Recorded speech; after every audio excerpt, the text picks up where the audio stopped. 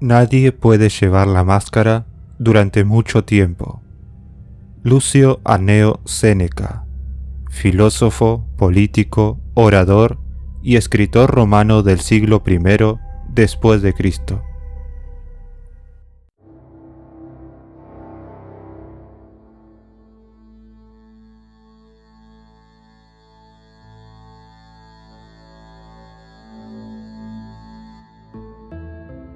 En distintas culturas, las máscaras se han empleado con diferentes propósitos. Ya sea en rituales sociales o religiosos, el portador intenta representar alguna figura espiritual o legendaria. Solo en el entretenimiento, las máscaras han tenido un papel significativo. En Occidente, se popularizaron desde tiempos muy antiguos y se utilizaron muy frecuentemente en obras de teatro tanto griegas y posteriormente romanas. Durante los siglos XVII y XVIII, los bailes de máscaras eran muy populares entre la nobleza europea, y en la actualidad, durante las fiestas de carnaval, las máscaras son una pieza casi indispensable. Entre otras utilidades, las máscaras han sido usadas para mantener en absoluto anonimato a la persona que la lleva puesta. Tal es el caso de algunos criminales que suelen utilizar máscaras para evitar su identificación cuando cometen delitos. Pero un factor destacable y a veces poco tratado referente a algunas máscaras es el rostro que ha servido de modelo para su creación.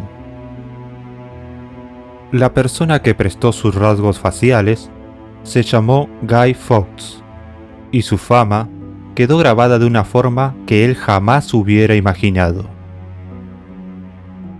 Su máscara se ha popularizado y se ha convertido en un símbolo que sigue perpetuándose en nuestros días. Guy Fawkes, el rostro de la máscara.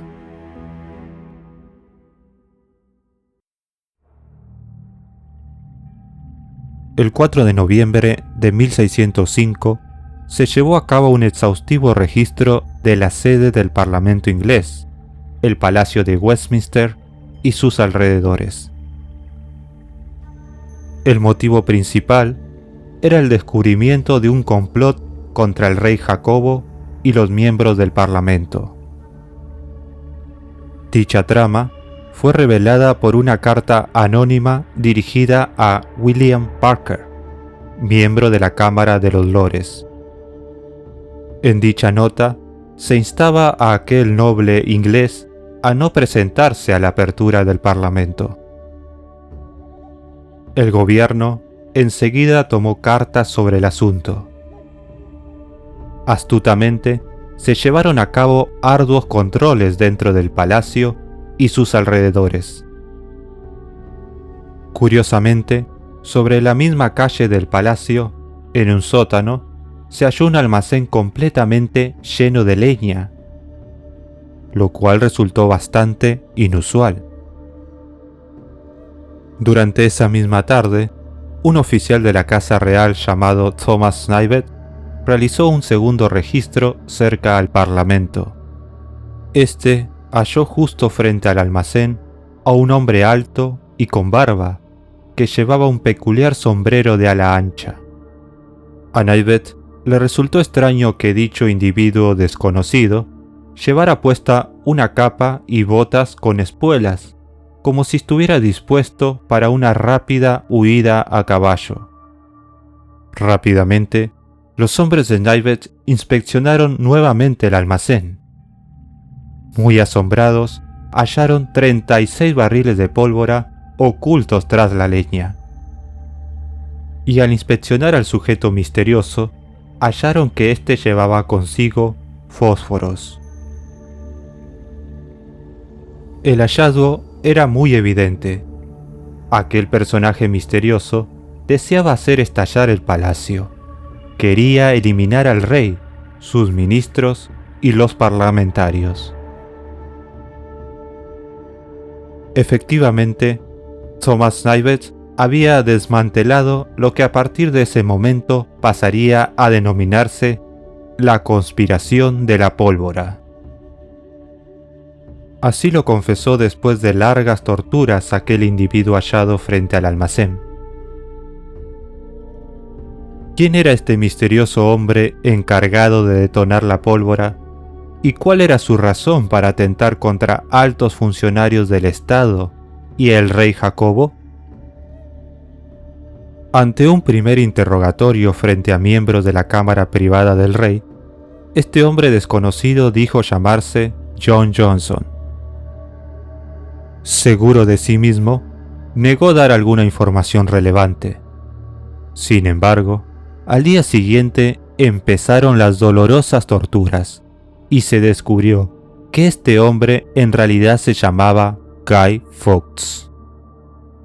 Asimismo, se reveló que además de Fawkes había involucrados otros 12 hombres, curiosamente, todos católicos. ¿Cuál fue la motivación de estos 13 para elaborar semejante conspiración? Casi 50 años atrás, en 1558, ascendió al trono inglés Isabel, hija del emblemático rey Enrique VIII. Isabel, seguidora de la fe protestante, determinó para su reino una iglesia libre de Roma. Esto significó un triunfo casi definitivo del protestantismo en Inglaterra tras largos conflictos violentos entre católicos y protestantes. A partir de ese momento, los católicos se convirtieron en una minoría excluida y perseguida. Para aquel entonces, ser católico practicante estaba castigado por la ley.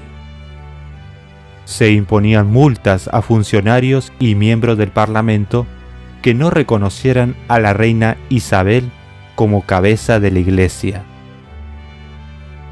Aún así, con un ambiente plenamente desfavorable para los católicos, entre sus restos se hallaban numerosos nobles que habitaban sobre todo el norte del país. Tras la muerte de Isabel, los católicos esperaban que el nuevo monarca, Jacobo, trajera paz y conciliación. Pero lejos de esto, Jacobo no corrigió la intolerancia frente a los católicos. Ante la pésima situación que seguía afrontando el catolicismo, surgió la confabulación de traer a un nuevo rey que fuese devoto a la Iglesia de Roma. Con el pasar de los años, se fue forjando lo que concluiría con la conspiración de la pólvora de 1605, trama que finalmente fue orquestada por 13 nobles, entre ellos Guy Fawkes. Guy Fawkes nació en la ciudad inglesa de York en 1570. Perdió a su padre cuando apenas tenía 8 años. Su madre, aunque era protestante al igual que su difunto esposo, contrajo nuevamente matrimonio, pero ahora con un devoto católico. Más adelante, Guy, influenciado por la familia también católica de su padrastro y por el colegio católico en el cual estudió, decidió convertirse al catolicismo. En 1591, Guy Fawkes decidió unirse al ejército y pudo participar en la Guerra de los 80 años. Dicho conflicto lo ubicó a favor del bando católico y del ejército español contra las Provincias Unidas de los Países Bajos. Luego de su participación en aquel conflicto armado, Fawkes, movido por sus ideales católicos, viajó a España en busca de apoyo para crear una rebelión católica en su país. Lamentablemente, no consiguió el apoyo que anhelaba. Pero de vuelta en Londres, Guy Fawkes encontró lo que estaba buscando. Se unió en 1604 a un grupo de católicos liderados por Robert Catesby, que planeaban asesinar al rey Jacobo y colocar en su lugar a un nuevo monarca. Al cabo de casi un año, el plan estaba listo. Aquel grupo de conspiradores alquilaron una habitación ubicada justo debajo del Parlamento que llenaron de barriles de pólvora. El grupo decidió que Fawkes sería el encargado de prender la mecha para luego huir atravesando el Támesis. Desafortunadamente para Guy Fawkes, la noche del 5 de noviembre, mientras vigilaba los explosivos, fue descubierto por Thomas Snivet y sus hombres.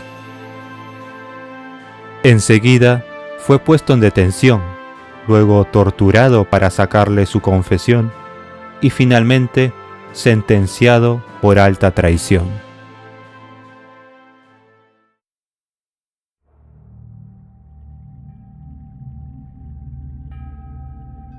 En la Torre de Londres, lugar donde para la época se solía usar sus instalaciones como prisión para criminales importantes, Guy Fawkes fue inevitablemente condenado a muerte. Como era la costumbre en aquel entonces, la sentencia era la horca. Cuando llegó el día de la ejecución, los verdugos descolgaron a la mayoría de los sentenciados antes de que murieran, para luego ser descuartizados aún con vida. Fawkes fue desafiante a esa salvaje y horripilante carnicería. Para evitar el atroz sufrimiento de su condena, se arrojó con fuerzas desde la plataforma donde se realizaban las ejecuciones y se rompió el cuello. Falleció al instante. Aún así, su cadáver fue troceado y enviado a las 4 esquinas del reino como señal de advertencia a otras posibles insurgencias. La conspiración de la pólvora pasó a ser un total fracaso. Pero dicha maniobra fallida fue enseguida utilizada como propaganda política. A partir de entonces, cada 5 de noviembre se solía organizar un sermón para dar gracias a Dios por haberlos salvado del complot católico. Con el paso del tiempo y hasta la actualidad, esta fecha se convirtió en el Día de Guy Fawkes, también llamado la Noche de las Hogueras. Se continúa recordando en todo el Reino Unido los acontecimientos de aquel 5 de noviembre de 1605, utilizando la figura de Fawkes como el rostro de la conspiración.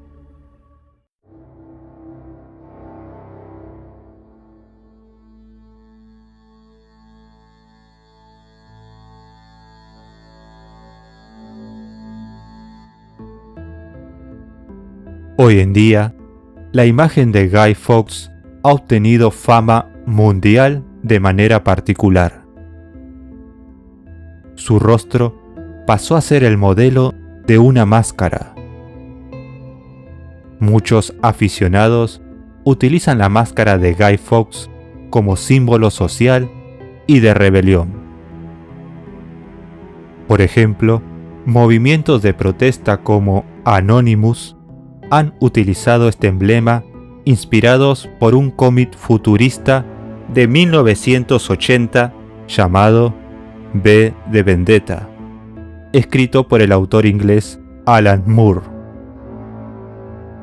Dicho cómic también sirvió como base para una popular película del 2006, cuyo protagonista es un anarquista que utiliza la máscara de Fawkes. Continuamente, En numerosos movimientos sociales alrededor del mundo, la máscara de Guy Fawkes sigue atrayendo su uso por aquellos que desean representar algún tipo de insubordinación o protesta contra lo establecido.